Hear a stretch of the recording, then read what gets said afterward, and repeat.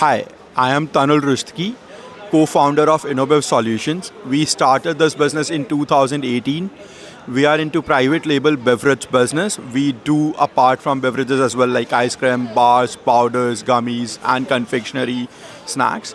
Uh, we have one line sales pitch. You dream it, imagine it, and we will deliver it to you. You can come up with a concept, or we can find you with a concept. We develop that prototype for you in the lab.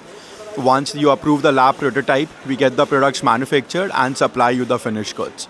I am very excited about doing the R&D for different brands, whether it is being the small startups, large enterprises, or anyone. What gives us a kick is doing R&D, finding new concepts, customers giving us more challenge to develop more innovative products day by day. In the last couple of years, a lot of people have reached out to us to do a high protein beverage. And when I say, I'm not talking about ultra filtered protein and milk. This year we have been able to solve that problem. Whopping Pova, a lot of people want to do that. Then people want to do real fruit milkshakes in retort. We have displayed all the concepts here. We have even been able to do sodium based beverages in can while keeping the sodium low to help a lot of startups and enterprises. Investing in the R&D. Providing a platform for everyone who wants to get into any space in FMCG. All the exhibitors I have spoken to so far, everyone praises one of the best exhibitions for anyone to get into any FMCG space. So we are into FMCG space where the growth comes year after year.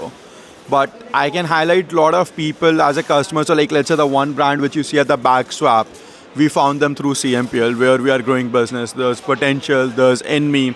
There's so many of them we have found CMPL. And it's not just that we have found new customer. We have been also able to upsell to our existing customers, and that's where we have been able to get the maximum value in CMPL. Massive growing year after year.